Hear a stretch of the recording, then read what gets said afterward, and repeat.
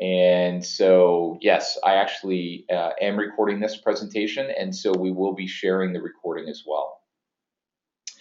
So in addition to that, those are some of the sort of do's and don'ts at the moment.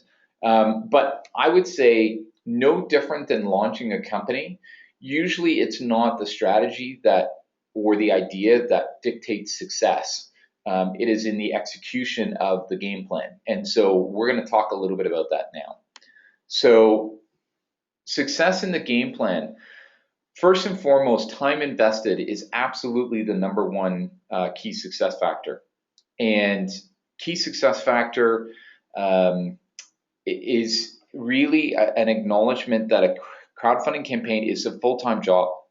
And it is a full-time job usually for a couple of weeks leading up to it and then throughout the campaign. This will vary based on the size of the campaign. But what I will tell you is that I have seen people who have done $10,000 campaigns and really practically have put as much effort as other people doing $35,000 or $50,000 or $100,000 campaigns. So just do note, it is a full-time job.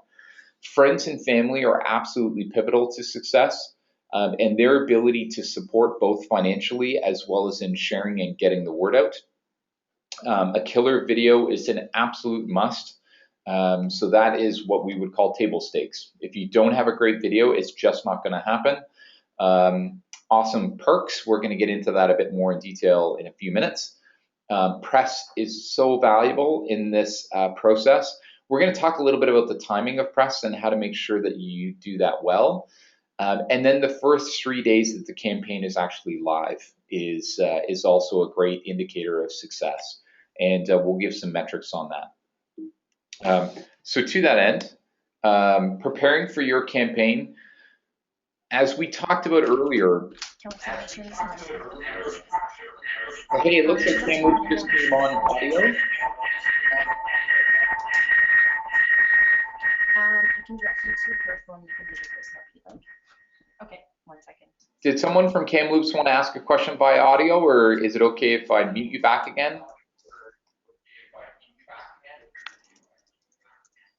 Okay.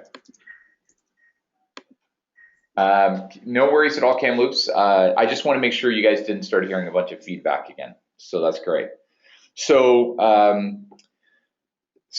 with preparing for your campaign, one thing that's worth noting that we haven't talked about yet is your goal is to raise 5 times the cost of the perks that you offer. We'll go through perks in more detail, but it's important to note that perks over the last 5 or 6 years has shown as being an area that can be tremendously valuable, but at the same time, it does catch people sometimes, the cost, and so you just want to make sure that you've really covered that off. The other key piece is if you are planning on doing a crowdfunding campaign where you do not have a budget up front. So if you're stone broke and you're like, oh, a crowdfunding campaign, fantastic, I just have to put time into it. The reality is no. You're going to have to put time and effort into things like creating a video, making sure that you buy some of the perks up front, and sometimes doing other things like events to help get it going. And so it's important to note that you do have to have some budget that you can throw at this thing up front. Set a campaign timeline, of course, and then start gathering your friends. And we'll chat a bit more about the friends in a minute. So how many backers do you need? And this is where the friends start to come in. So it's worth noting that the average pledge, now this slide actually says $70. It is important to note for you guys that recently there was an update on this study and it's actually about $87. So still fairly close, but it's a decent amount of money, so $70. So if you're trying to raise $10,000, you need at least 143 backers. And so this is where the viral component comes in. But it is important to note that the absolute benchmark of success is that 30% or more of your target crowdfunding raise comes from friends and family. And that's they themselves directly investing in. And then the other piece, of course, is them sharing it and sort of friends of friends and friends of family. And so that's often a bit of a surprise to people in terms of the statistic, but that is the actual fact. So one thing that I will also share with you is that target is an invaluable piece of feedback for you as it relates to your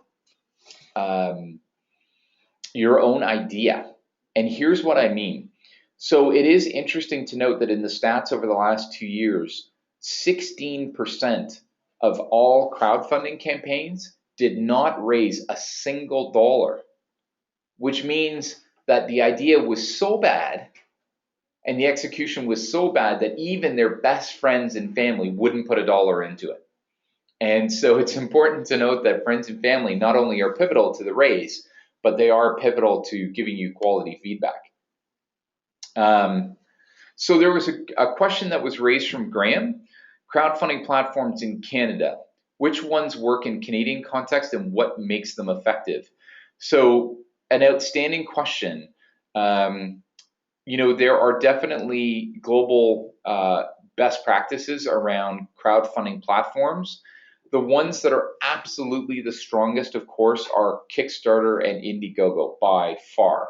Kickstarter is the 600-pound gorilla in the space, and Indiegogo is a very, very strong second. It will depend on what organization you or what type of organization you are. So, for example, if you are a nonprofit or a charity, then often you'll look at other platforms like Fundraiser, which happens to be based out of Vancouver, as well as Classy. So those are two other crowdfunding campaigns or crowdfunding platforms that you would look at. And my comment to you is, if you look at Kickstarter and Indiegogo, if you're a nonprofit or a charity, looking at things like Fundraiser and Classy, the reality is that they're very, very effective for Canadian organizations. And my recommendation is, unless you have a very, very local play in terms of the extent of where your product and service will go, my suggestion is to get on a global platform, because it's probably your ideal opportunity to see if you can validate the market, not only in your local context, but also in either a Canadian-wide, North American, or global context. So great question, Graham. And then Kathy, hopefully I answered that question a little bit. Crowdfunding for nonprofits and charities, what works? Definitely Fundraiser and Classy. And Fundraiser, just to be clear, is spelt Fundrazr. So there's a funky spelling to that. And so I would look at Fundraiser and Classy and look at some of the campaigns there for inspiration, but those tend to be platforms that are superior in results for nonprofits and charities relative to say Kickstarter and Indiegogo. One thing that I will, Kamloops, thank you for checking in. Can you just confirm the audio right now? Just to make sure that you guys can hear me loud and clear.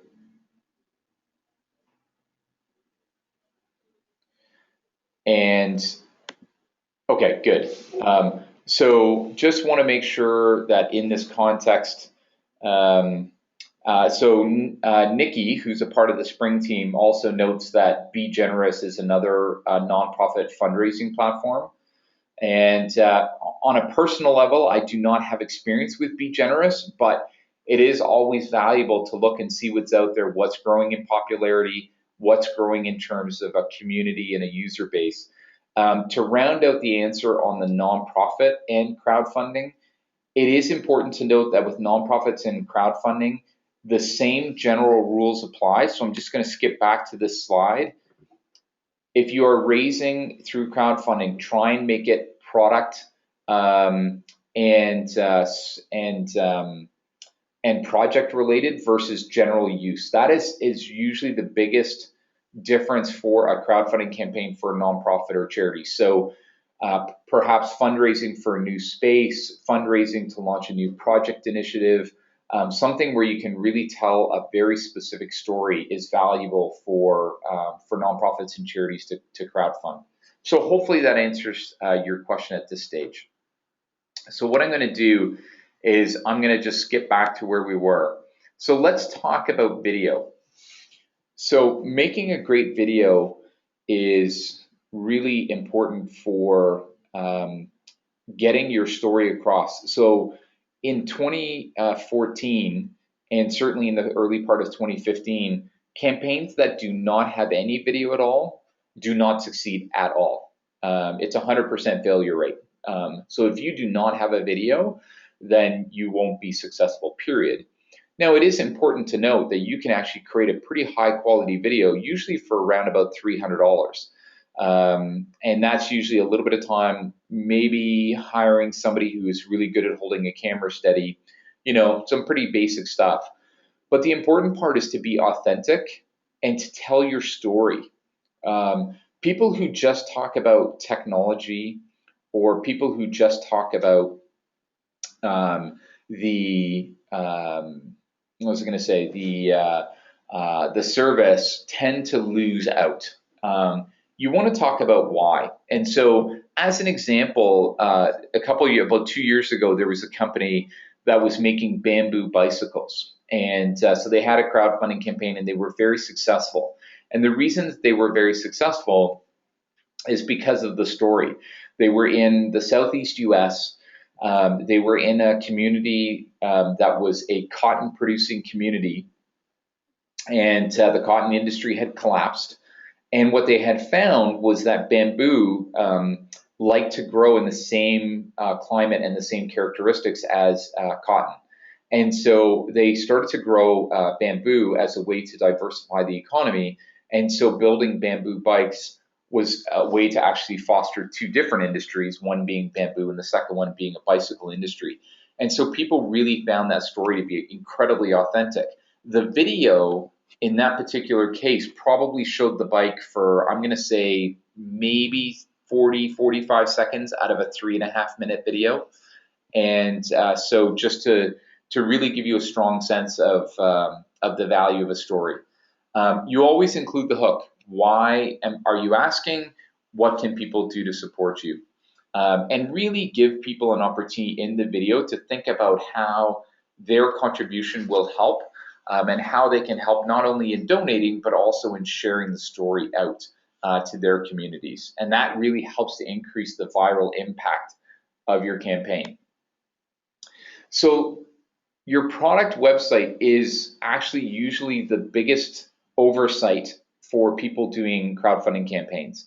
So for most companies, it is important to recognize that when people start to share your campaign in a viral way through social networks and other channels, people will often just Google search your company. And so it's very important to not exclusively be on the crowdfunding website. So if you are a brand new company, you must start and have a website up that will at least give people the basics. So this example is a company that was very successful in a crowdfunding campaign. It's called Copenhagen Wheel, obviously a bicycle company by the picture. And it's important to note that for Copenhagen Wheel, this was a very basic website. The cost to put this website up, a basic WordPress site, was about, again, $300. It allowed them to put an about page, a gallery, some press, and an ability to pre-order. And so the benefit for you is in certain cases, you can point people back to the crowdfunding campaign, fantastic, but you can also take pre-orders for those people who find you directly on your website, or the ability to route them back to your crowdfunding campaign if you want to take that approach. So the benefit for you is that you now start to create a second, channel aside from the crowdfunding campaign. And so I just want to note that it's such a fantastic way for you to continue to market and continue to build momentum on your crowdfunding campaign. So it's definitely a critical success factor. So what we're going to do now is we're going to move on to perks. And I'm just going to, before I go there, there's a question from Dustin. Have you seen successes in a university context? So Dustin, I may ask you to clarify this question. But what I will say is a couple of things. One is I have seen projects that were born in a university context that were very successful in a crowdfunding campaign. Copenhagen Wheel was actually a university project, a couple of students at MIT in Boston, and so they actually developed it, and they said, hey, let's see if there's demand. And so they put up a crowdfunding campaign to find out if it was real, and it was very, very successful. My recollection is they raised more than $1 million for the Copenhagen Wheel. So just to be clear, I think that's important. If you're asking the question, is it successful by just crowdfunding within a university or within a series of universities? I don't have a lot of context for that. Might be a little bit too narrow in focus, just to be clear. So I'm just going to pause for a minute here and just make sure that I just want to make sure that I've got absolutely everything shut off on my computer to maximize the audio.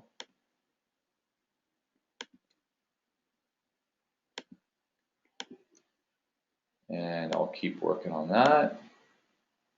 Okay, so hopefully audio stays with us throughout.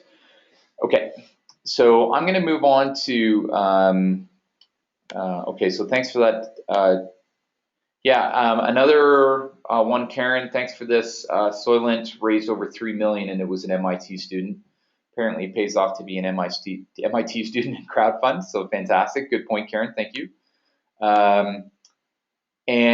So Dustin, you asked a question relating to bursaries and scholarships. So thank you for raising that. I have seen campaigns be successful around that. In particular, I have seen success on some of the what would be normally considered a nonprofit or charity context. So this would be fundraiser, Class C, possibly with Be Generous, which is the one that Nikki related to. So what I would suggest is if you're specifically looking to that, start with those platforms first and look for some best case examples. One thing I will suggest to each of you at this time, based on Dustin's question, is that for bursaries and scholarships, and when you are asking a question about like which is the best platform and what would be a good example, do contact the community team at the respective crowdfunding platform. So you can reach out, for example, to Fundraiser, you can reach out to Indiegogo and ask them for case studies, ask them for best practice examples, because it is in their best interest to see you succeed. And not only often will they show you best practice examples, but they'll also give you additional insider tips and tricks to be successful on their specific platform. So fantastic questions. So let's talk a bit about perks. So perks are these things that you give away that allow you to generate revenue. And in particular, you see a lot of these pieces where whatever product or service you're offering might have a higher dollar value, or for example, in Dustin's case, he might be wanting to raise a 4-year scholarship. And so as a part of that, you can actually give out perks. So a t-shirt that could say, hey, I supported Dustin, for example. So one thing that's really worth noting is it's the small stuff that actually ensures success. So even though the average donation currently, I believe, is $87, the reality is that if you offer perks in the $5 to $25 range, you double your success rate. And the reason, of course, is because some people will not donate at a $75 price point or a $100 price point. And then they usually kind of stop in terms of their interaction with you and your story and your campaign. But if you give people a lower price point, they have the ability to dive in very early at very low risk. And once they donate, there is a natural human condition to then share it out and have other people donate. So make sure as you prepare for your crowdfunding campaign that you include those small dollar value points. So Wei, question from Wei. Do I personally have any info or experience related to crowdfunding and launching a book? So while I personally do not, I have seen some eclectic things and have supported some eclectic things like supporting the launch of an art gallery and a few other pieces, including supporting entrepreneurs in developing countries. However, that said, I have seen instances of crowdfunding and launching a book be successful. My suggestion, if it is a book, I would reach out to the folks at Kickstarter and at Indiegogo for case study examples. And Nikki and I actually have a person at Indiegogo that we can refer to you guys. His name is Steve Tam. And so I just sent that via the Q&A platform. So Steve Tam works at Indiegogo, and he would be a fantastic resource to talk about him sharing some best practice examples. So I have seen it, do not have personal experience myself. So great question. So with perks, the goal is that you need to have a good range of perks. Generally speaking, you will have 6 to 9 levels worth of perks. We'll talk about the best practice metrics in a minute, but your goal is to offer perks at different levels. So $10, $25, $50, $75, $100, and up, as it is appropriate for what you're raising for. So now let's move on to fulfillment. So for fulfillment, it's the actual delivery. And one thing that I will note about fulfillment is that when the crowdfunding movement first started, and in particular in the first 2.5 years, there was about a 90% failure rate on campaigns that actually succeeded in raising their campaign. And the reason for that is because people just had no idea how to do the fulfillment. And so the benefit for all of you is now there's about 6 years worth of learning best practices and tools that can help you to be successful. And so it's worth noting that that's the case. So one thing that's important is that everybody who is buying from you up front, they are your first influencers, they are your first customers, and they are your first evangelists. And so these are the people that are so critical to you, not only completing the campaign, but really launching well as an organization, for profit or nonprofit. And so the important part is to treat them as such. You're including a thank you with everything you ship. That should be personalized in one way, shape, or form. The other key piece is that you keep them posted on your progress. So for example, with the Copenhagen wheel, it was fully a year and a half before they were able to say, we're ready to ship. Because there was a lot of technology and there was a lot of technology uncertainty in what they were doing. But they kept people in the loop. They kept people posted, informed. That kept people enthusiastic. And it is important to note that people will show tremendous amounts of patience, loyalty, and support as you work through fulfillment. The other key piece, of course, is it's your chance to surprise and delight your funders. There's an opportunity to go above and beyond in a variety of ways to really encourage them to continue to be your early evangelists and your early influencers. So another key success factor when you get to the end of the program is to have a party. And the reason is, again, you start with friends and family. They tend to be the core foundation of your campaign. Local PR, local press, other local businesses that have crowdfunded and seen success, the crowdfunding platform and their marketing team. These are all the people that can be a part of the success process. And so what you want to be able to do is you want to be able to really acknowledge those folks. The other piece, as you'll notice from this slide, is you have an opportunity to include pay stations. So you can actually keep the momentum going. Pre-orders, actual orders, other ways to donate. So there's a way to keep that momentum going. So what I want to do now is I want to just move on to timing and then some best practices, and then I'm going to open it up for general Q&A as we move forward. And before I do, there was a question from Richard. Does that 30% of friends and family support extend to B2B as a benchmark? So thank you for that question. At the end of the day, the benchmark still stands, even if it is in the business-to-business context. So for example, even with some of the bicycle products that you would find on a crowdfunding campaign, the lion's share of their revenue and opportunity is selling through channel partners, distributors, and then bicycle retailers. However, there's still an opportunity for people to buy directly in that context. But more importantly, people are supporting you via the other perks. So via the keychains and the t-shirts and some of the other pieces that you offer. And what it does is it shows that there is support overall for the idea, and you start to collect money early, which shows momentum towards the close. So that would be my answer to that question. And then part two of your question, give an idea on the video length. I'm going to go through some best practices in a minute, and I will cover that off. So great questions, Richard. So on timing, usually what you're looking at is you're looking at about 90 days worth of prep in order to do a crowdfunding campaign. And the reason for that,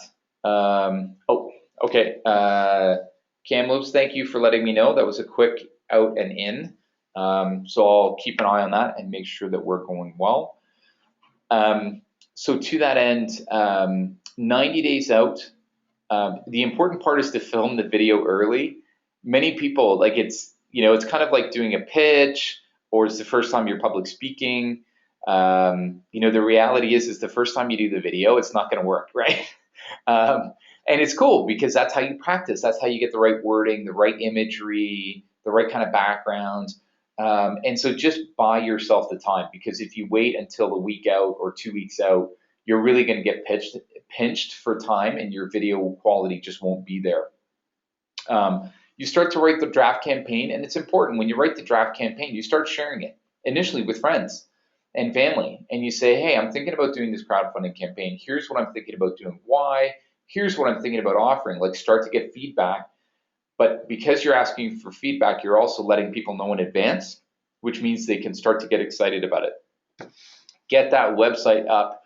It's so easy to do. Unbounce. One thing to keep in mind, Unbounce as a landing page is a fantastic way to put out a very quick website. That way you can start to share it out further. You start to wrangle your friends and family. My comment for many people is create a spreadsheet. Create an easy way for you to list every name, and you'd be amazed how many people you know. And so it's really valuable for you to start to put that list together. And in particular, if you put it in a spreadsheet, you also have an opportunity then to sort them by priority. Who is a close friend? Who is a close friend who likes to bike, for example? Who is a close friend that you think will donate? So you have an opportunity to sort of prioritize and then focus on the higher priority people earlier. And then you're going through, when you get to 30 days, that's actually where you start to push the press. That's why it's important to have a website up. It's because it will help to give the press and the media confidence that what you're doing is real, and that you're going to do it. And then to that end, sometimes I also encourage people to also set up all of your social channels at the same time. So have a Twitter handle, have a Facebook handle. If Pinterest or Instagram are logical for the nature of what you're doing, fantastic. So put all of the pieces in place that allow people to start to engage with you in advance. And then with the social channels, you start to share them out through your own personal social networks. People start to follow in advance of the campaign. You can let them know the timeline. You can give them a daytime counter for when it's going to launch, and put all those pieces in place. And then the other key piece is when you get to 7 days out, you can actually soft launch a campaign before the PR actually hits. and it's your opportunity to email your first 100. And notice that number. That is the first 100 friends and family. So when you have a spreadsheet, you're going to look for a couple hundred names. So yes, you're going to troll through your Facebook and your Twitter and your high school yearbook. I don't care where you get them from. You're going to be pulling up a list and you're going to prioritize them and you're going to focus on those key people that will help you to get the word out and help to support early. So those are some key things. And then I just noticed we have a question from Kevin. And somehow, hold on a second, Kevin. There we go. So Kevin asked the question, do you suggest using LinkedIn? My personal belief is that you don't quite know where people are going to look for you.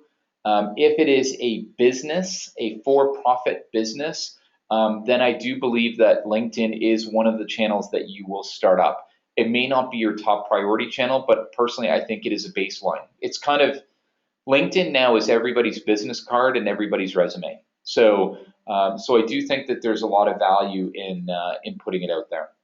So thanks for that question, Kevin. So now what I'm going to do is I'm going to move to the next step, which is the actual launch. Have a launch party, especially if you have a lot of local friends, a local press who are excited about what you're doing. Don't be shy to give press in certain geographic regions exclusive. It will get them excited about what's happening. And then the other key piece is that when you launch, the first 3 days are the most critical. And so the statistic exists that if you achieve 25 to 30% of your target raise within 72 hours of launching, you will be successful every time. And if you are under that number, the chance of success drops significantly. So if you do not come out of the gate flying, then you run into a challenge. This is where press is important, but this is where all of your friends come into play, is getting them to support through keychains and t-shirts and the other things. And if it's a product that they can buy for themselves, fantastic. But really your goal is to get everybody lined up. And the day that you launch it, you're on the horn with everybody saying, it's live, sign up, time to give, and then go from there. The other key piece is to give lots of regular updates. Once people sign up, you have their email address via the crowdfunding platform. It's an ability for you to keep the initial donors posted and current. You do the same thing through an email blast to all of the friends that you're keeping in the loop, because success breeds success. As you're raising and as you're building the donor pile, you share more information and you build from there. So I'm going to close right now with just some best practices, characteristics of successful campaigns, and go from there. So the average number of levels of rewards or perks is 9. And so that's everything from a $5 virtual thank you to a $10 keychain to a $25 perk to a $40 t-shirt, and on and on and on. Don't give too many.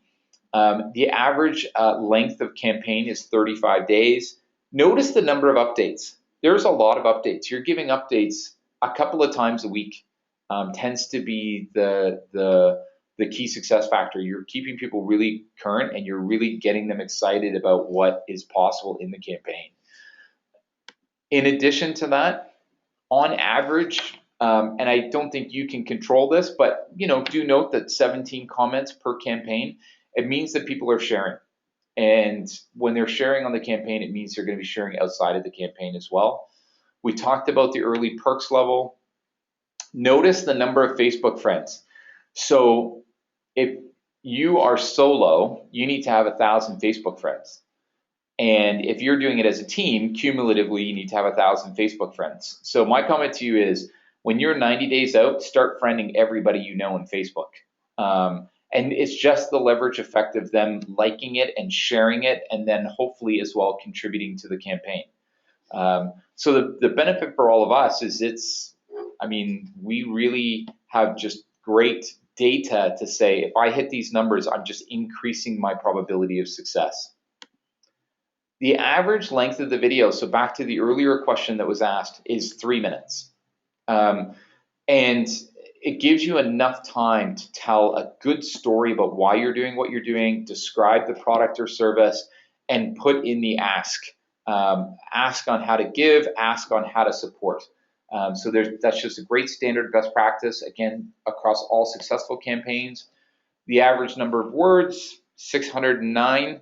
I dare you to hit that number exactly, but it's fun, and you want to keep it enough detail, but not, you don't want to have a Shakespearean play here. But you also need to share enough that people can buy in, because you want them to start to emotionally relate. So you're going beyond facts and into storytelling. Average pledge, as I said, is $87. So these are some of the core pieces for a crowdfunding campaign, and just some of the best practices. And so my comment to you is, at the end of the day, you can do it.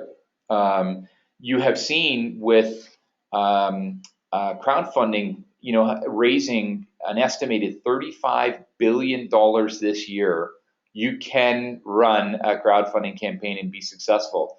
And so it's just a matter of preparing and being objective and humble about the data, knowing that you need to have certain, Facebook followers, knowing you need to put a good video together, all of those pieces, and you can be successful at it. And so from there, what I'd love to do is I'd just love to take the last 10 minutes that we have and see what additional questions you may have related to crowdfunding. And so just while you guys are thinking about questions, I'm going to also pull an additional slide up, and we'll chat about this one in a second. So Heather asked a question, what about businesses that do not provide specific products? For example, an investment fund for supporting education. So this falls into the category of sometimes this world of nonprofits and charities. While you may not provide a specific product, what you can do is you can articulate your campaign around a specific project. So in the example you give, you could say, for example, we want to raise $25,000 that will be a fund for supporting education, either for people in developing countries or for people who come from lower income families, or all of the many different very valuable avenues by which you could support education.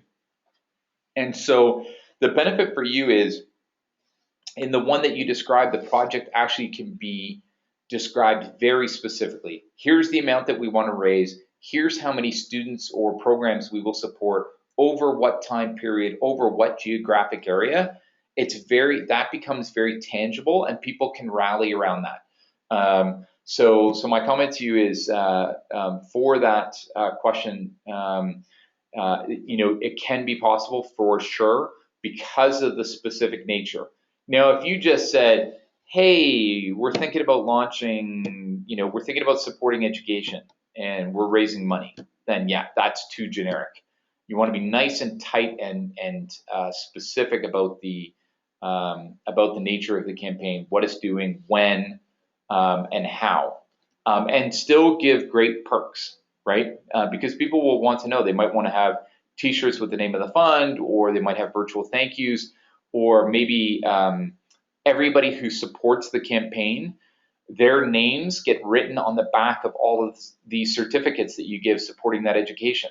So then somebody goes through the education program, and on the front, it acknowledges they've gone through it, but then on the back is everybody who supported it. So there's lots of great ways to get people to engage. So that's a great question. So question from Kevin, do you have to incorporate for equity-based crowdfunding? So the short answer is, I believe yes. I will actually get a firm answer back from you. I'm 99% sure that you need to be incorporated. You could, in the context of Kamloops, you could either be a BC corporation or a Canadian corporation. So there's two different structures that you could follow. But yes, you would need to be incorporated to do equity-based crowdfunding. So thanks for asking. Andrea, types of funding projects that are successfully funded. So thank you for asking that question. And so I can actually share with you guys an infographic afterwards about some of the campaign successes. It is important to note that bricks and mortar product continue to be the most successful by nature. However, what I would say is that in the last 3 years, movies have become a very viable option.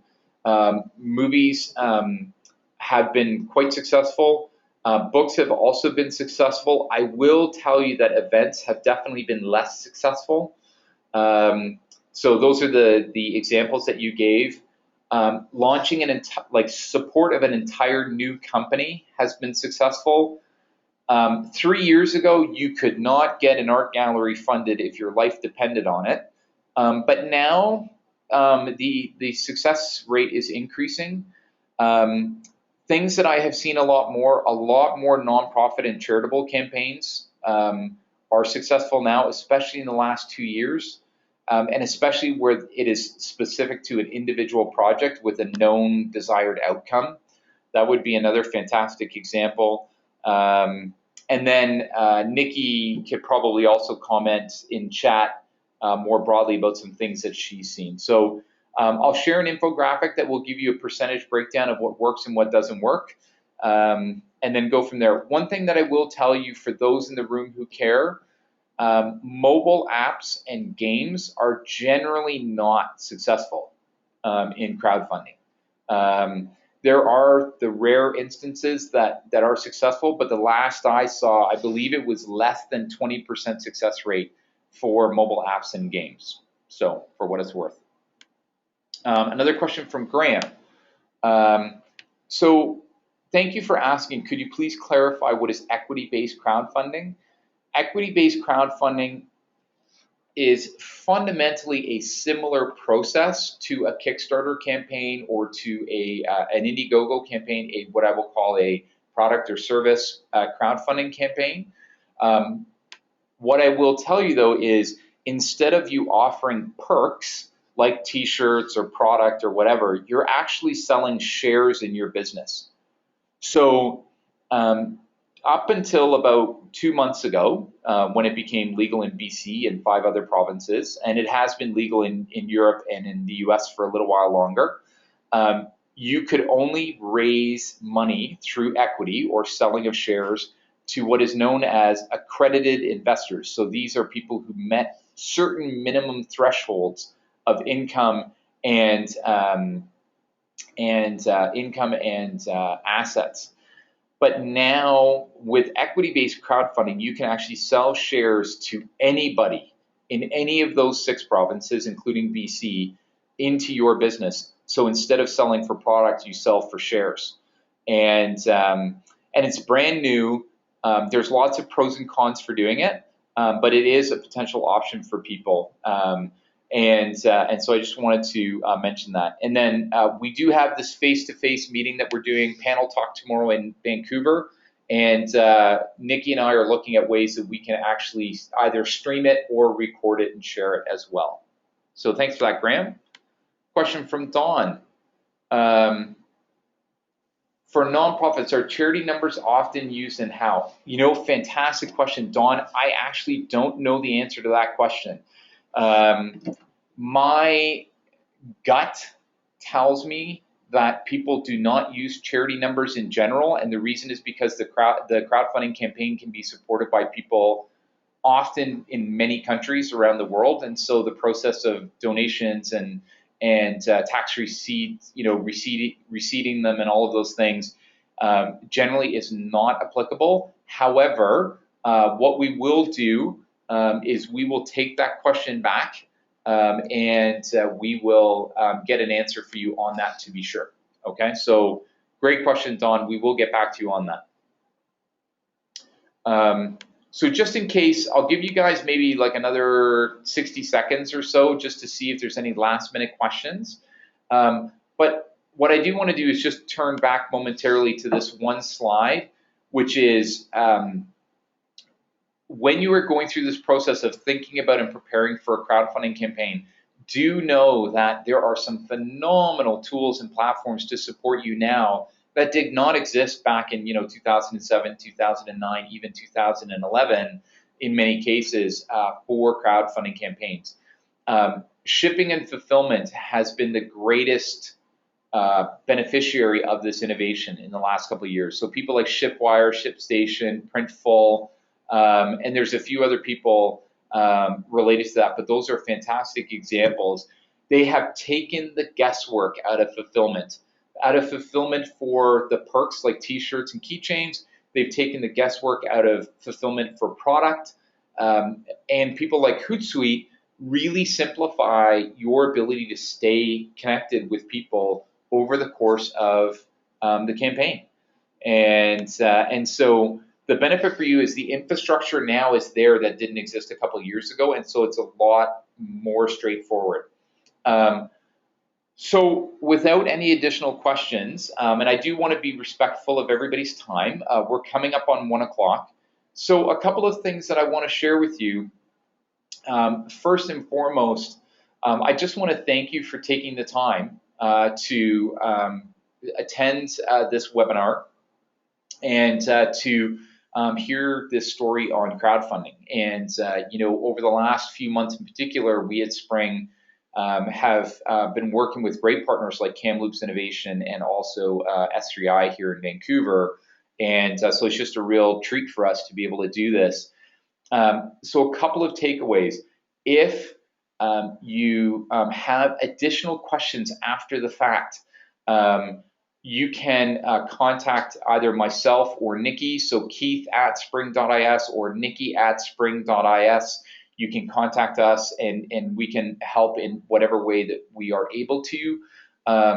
In addition to that, if you have additional questions or comments or demand for information, please share that with your organization, share it with Kamloops Innovation, share it with S3I, and let's make sure that we continue to offer the right tools and the right resources to you. And so I think that that's fantastic. We do from time to time extend free workshops, usually at least 1 or 2 a month. And so we're going to work to make more of those accessible online. And so if there are webinars, lunch and learns, workshops that you would be interested in seeing in your community, either in person or virtually, do talk to the gang that is your host and make sure that they know, because either they can deliver it or they can work with partners like us to make it happen. So we're just excited to be able to support you guys. And as an aside, I'm actually hoping to come out to Kamloops sooner or later. An offer has been extended. And so with any luck, I'll actually meet some of you guys in Kamloops in the next couple of months. So would love to be able to do that. So I really appreciate everyone taking the time. And, I just noticed everybody cut out. I just cut out when I told you that I was going to give away $1 million, but now that opportunity is passed. I just can't. It's a once in a lifetime thing. It happens. It got cut out, but that's my sarcastic Dutch humor coming out. But I just wanted to let you guys know that I'm hoping to come out to Kamloops soon. Lincoln, Smith, and the gang there have been fantastic for us and great partners. So I really appreciate you taking the time. And don't be shy to send us any follow-up questions or comments. Nikki and I will share the recording of this, and we will also share the deck as additional content for you. And really appreciate your time. So thank you very much for that. And have a great day.